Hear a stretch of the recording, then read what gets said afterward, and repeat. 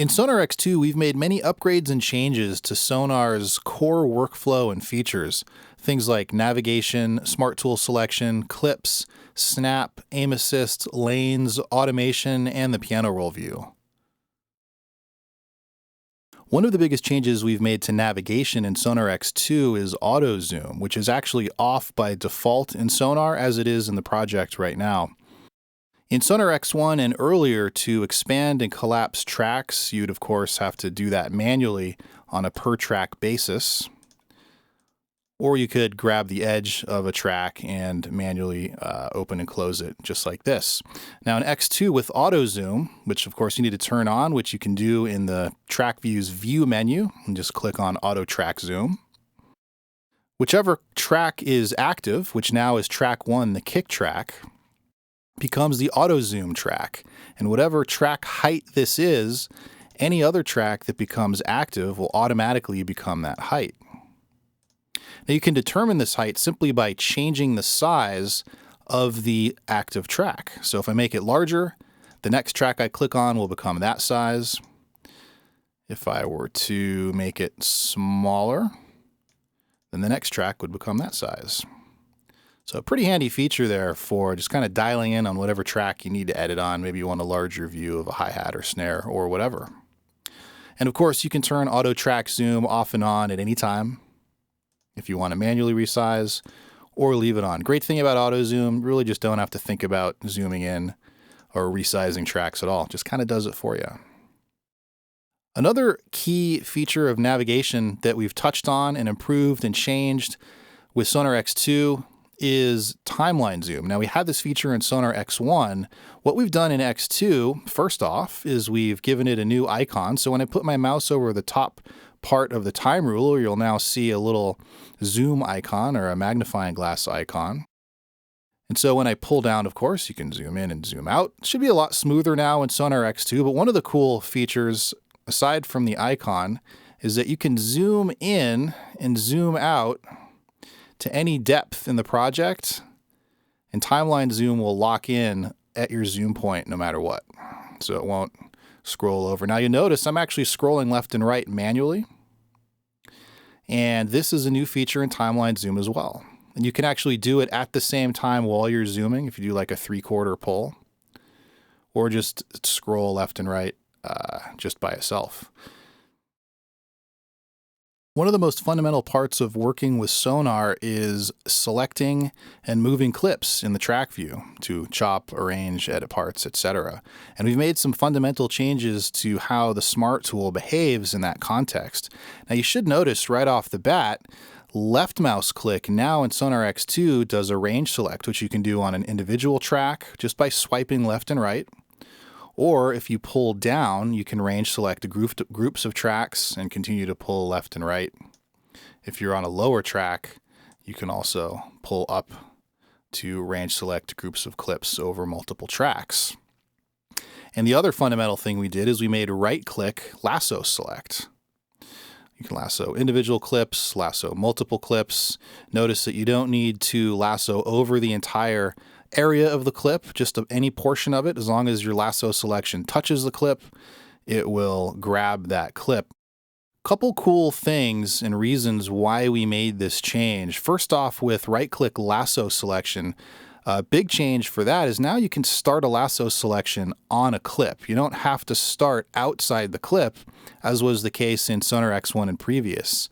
This comes in really handy if you need to lasso select things that are in tight quarters without zooming in. So for example, I can put my mouse over this little sliver of a clip here, start a lasso selection, end on a small sliver, make my range selection, and I can do what I need to do.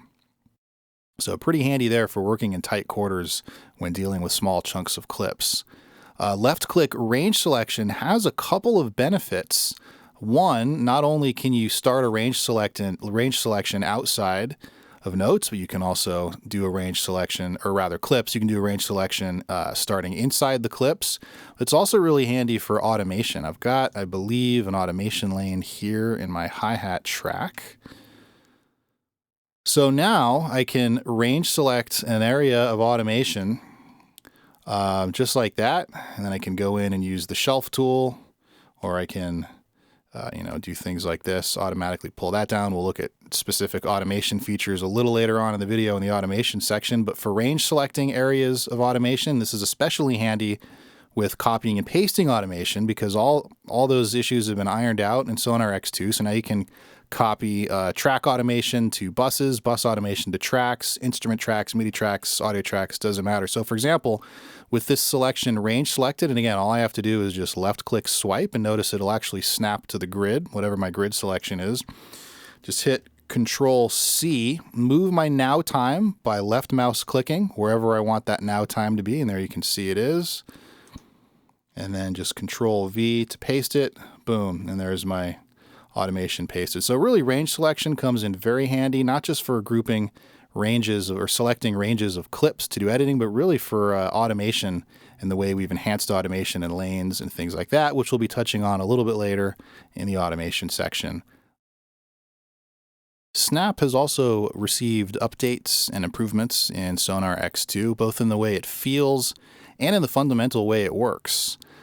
So if we go to the new Snap module, and you notice the new Snap module in the control bar looks a little bit different in SONAR X2 than it did in SONAR X1. A couple of new buttons here. Snap on-off remains the same, but we've included a Snap to, Snap by button. There's also a new Clips landmarks button, as we've consolidated what used to be different landmarks here in the module into a single button, which you can access in a menu, which I'll show you in just a second. And then we've got our snap options, including turning Smart Grid on and off, which is on by default, and then you can snap to triplets and snap to a dotted value as well. Now, a couple new snap options. If you right-click on either the landmark events or directly on the Smart Grid on-off, this will open up preferences and take you right to the snap options and settings. A couple of cool things here. One, up at the very top, is snap intensity. Now this used to be called magnetic strength. Now we call it snap intensity.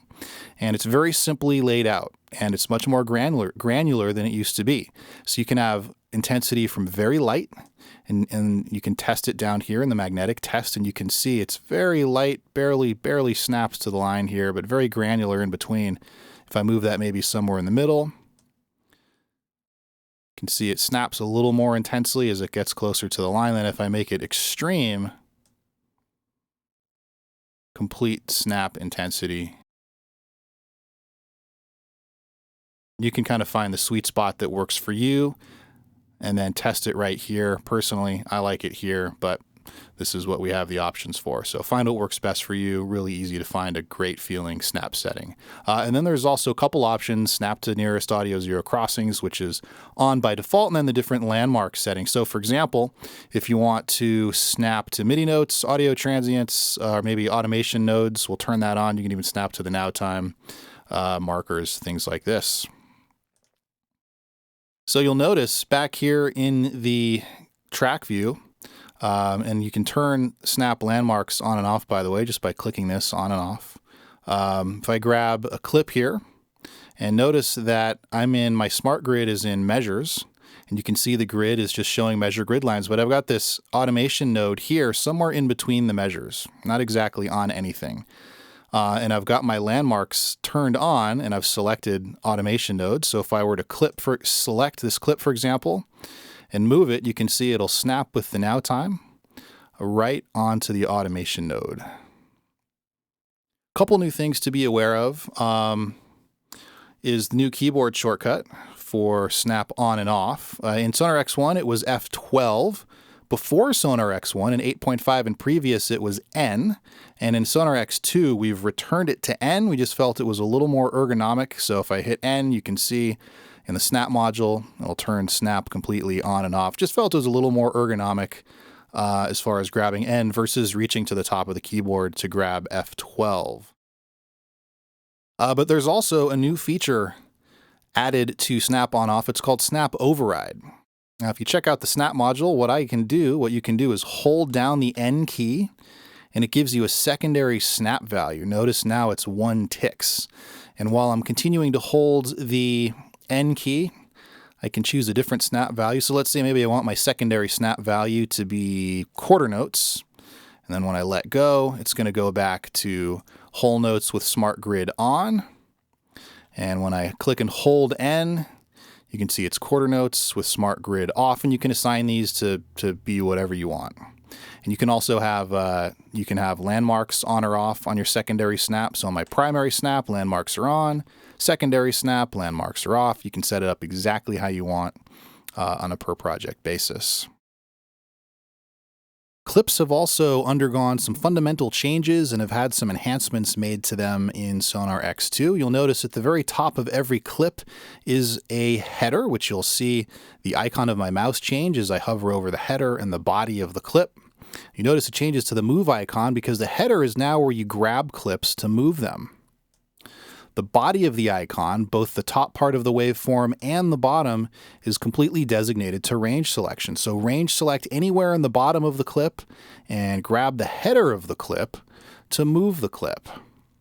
MIDI clips now have a selection box in their top right corner. If you click the small icon, which is in every MIDI clip on instrument and MIDI tracks, you'll see a little window which lists the various editors available in SONAR. And you can select the editor on a per clip basis. So for example, I can select piano roll view and it'll open that clip up in the piano roll view, or I can choose staff view and you'll see the icon change to represent the staff view. I can choose event list. I can also click on step sequencer. So I can have this clip in step sequencer and I can edit this clip in the event list and have this clip open in the staff view and this clip in the piano roll view. And then whenever you double click that clip, it will open in the appropriate editor.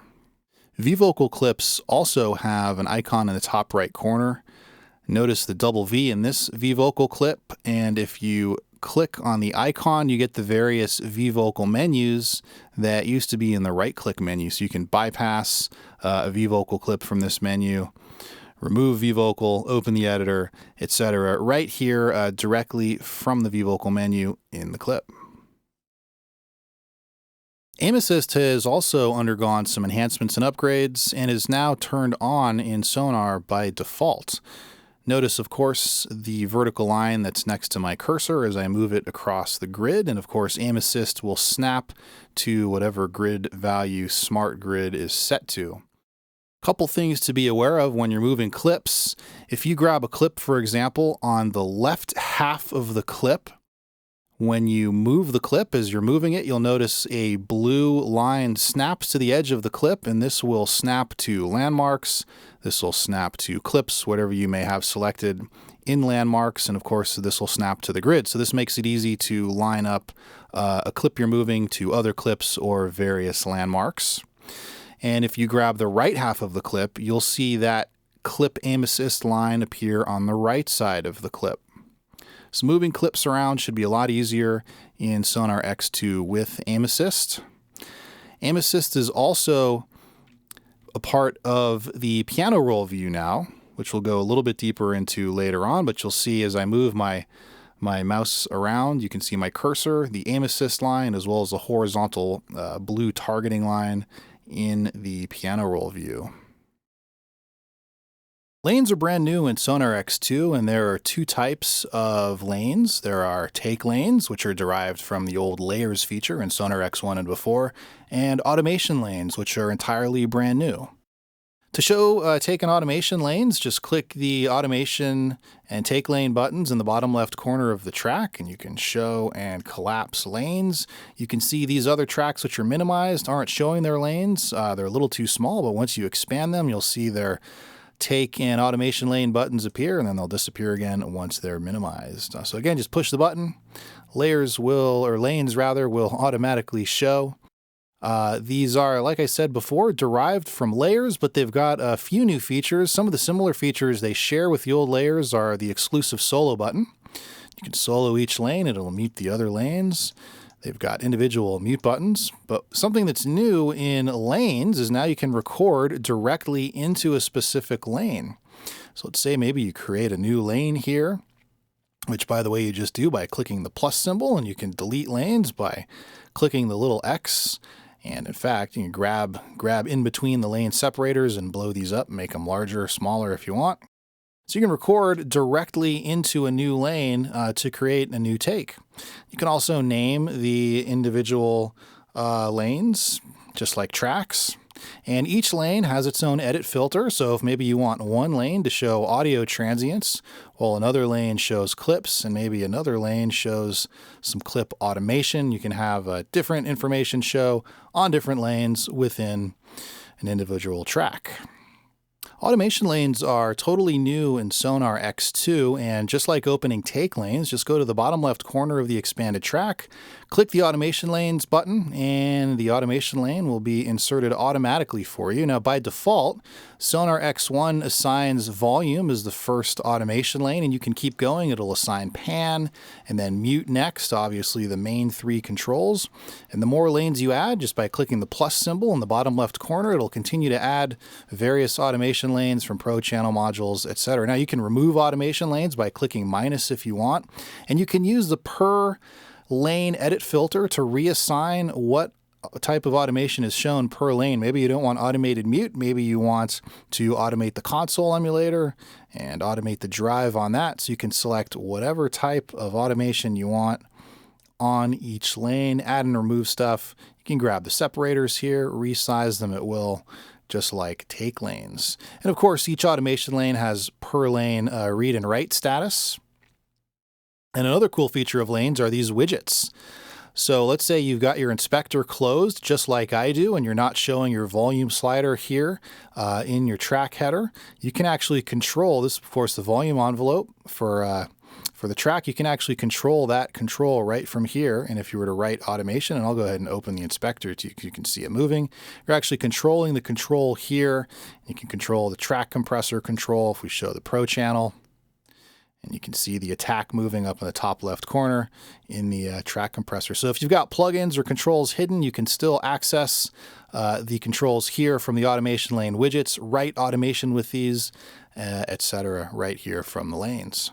And of course, if I was just going to write a little bit of data here, I'm just alt-clicking with my Smart tool to draw data, and we'll go deeper into that later in the video. If I collapse these lanes into the track, you'll see the ghosted automation data, which I can then shift-click and cycle through. Now, this is how it's done in SONAR X1, and you can still work this way with automation if you don't want to work in lanes. You can still work right here in the track and just shift-click on the envelopes and the data to work on it like that. Now, if you prefer to only work in lanes and not have the ghosted data show up here in the track, just go to View, Display, Display Ghosted Data, deselect it, and now automation will only show up in lanes, and it will disappear when the automation lanes are collapsed. Not being deleted, it's just not being shown.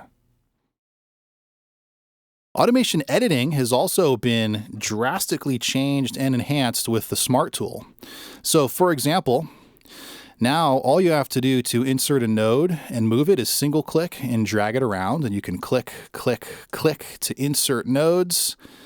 If you hold Alt, now you can freehand draw, so you don't have to change tools to freehand draw anymore. If you want to draw a shape, anything like that. You should also notice the automation actually appears now as I'm drawing it, the complete envelope. So the engine of automation has actually been completely overhauled, changed, and updated. So you see it actually draws a lot more accurately too. You can also line draw with the Smart tool.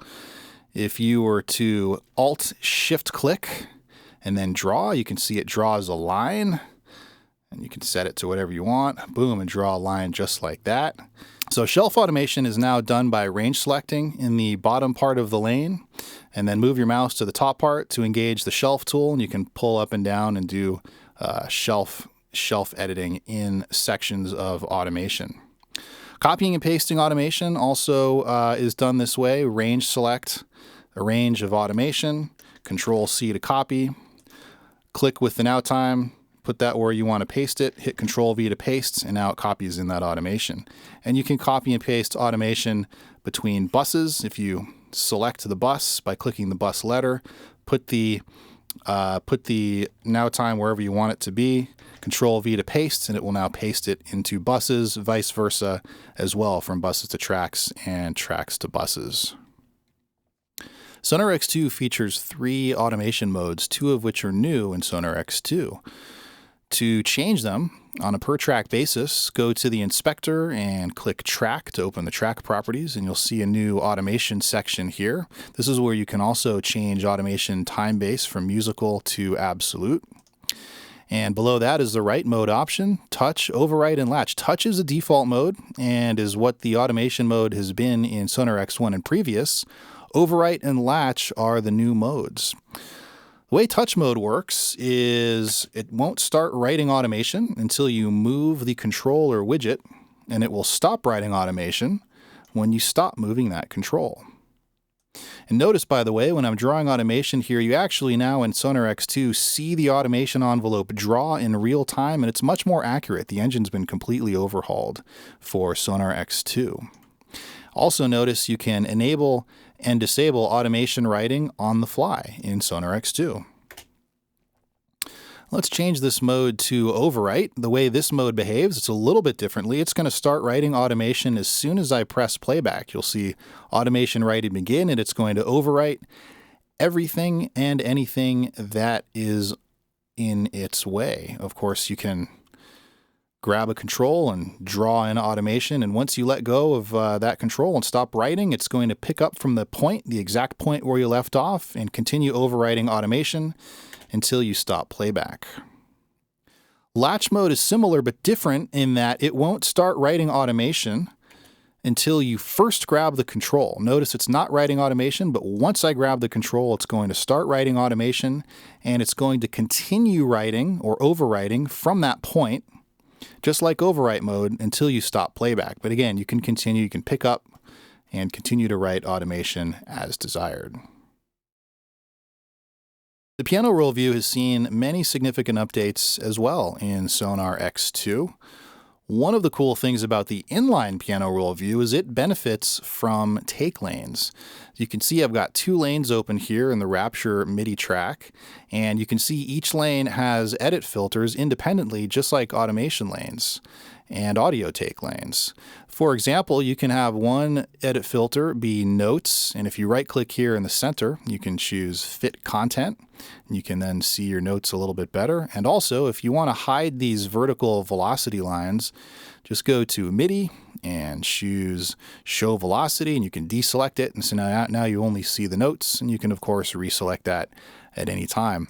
But so you can see the inline piano roll view in one lane, and you can look at clips in another lane, and you can also have independent per lane inline piano roll views. Maybe you want to work on a certain part triggering a synth in one lane and work on a different part triggering the same synth in a different lane. You can split them up this way if you like. Another cool thing too with the inline piano roll view, and this is thanks to the track handle on the top, or rather the clip handle on the top of every clip, you can now move clips even though you're looking at the inline piano roll view. And you couldn't do this before X2. You would have to range select these clips and move them, but the clip handle is still there even though you're actually looking at the inline piano roll view. So a pretty cool new feature there with lanes and the inline piano roll view in X2.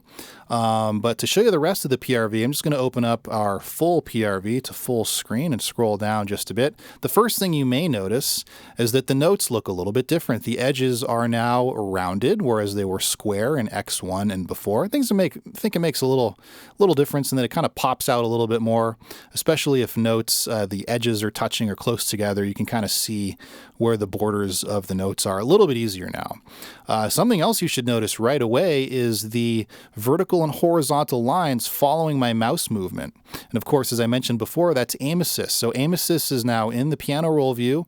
It's going to snap to whatever snap value you have set. I've got eighth notes in Smart Grid, and so it's snapping to Smart Grid, and you can see the horizontal edit line as well. And so this really lets me hone in on exactly where on the keyboard I want to paint and when in time I want to place that note. And you can see if you follow the blue line all the way to the left, it lines up to the virtual MIDI keyboard, and you can see the note display on the MIDI keyboard. Now in SONAR X2, you also get real-time MIDI input of notes. Check out the keyboard, and you can see you can do one note at a time or play a chord, and you can see the notes highlight in the virtual MIDI keyboard when you press those notes on your MIDI controller. So nice little touch there. Now, the action of painting and selecting notes with the Smart tool in the piano roll view has also changed. Painting notes, which used to be drawing, is now done with a left click and drag, and you can actually paint in the exact note, the exact length of the note, and it will snap, by the way, without having to first draw the note in and then grab the edge and move it, as was the case in X1 and previous. It's just a click and swipe and draw it, and you can move it up and down wherever you want without letting go of the note. Just one simple, quick action. Boom, paint it in, and there you go.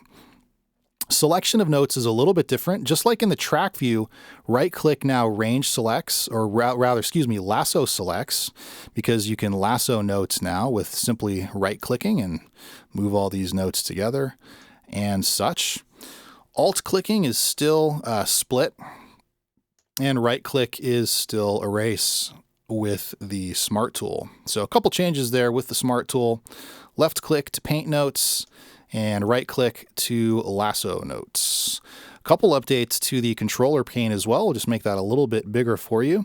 Now, by default, without holding any modifier keys, left-click draws controller data in the controller data lane. If you hold Shift, you can draw a line. Do that over here.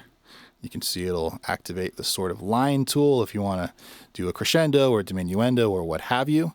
So drawing lines. So shift click draws lines, regular click freehand paints in the controller lane. Another cool thing in the controller lanes now have their own edit filters, where before it was a pop-up window from over here. Still a pop-up window, but it's per edit filter, so you can change your controller data type. And if you were to add in, let's say, a new lane, each lane will have its own edit filter.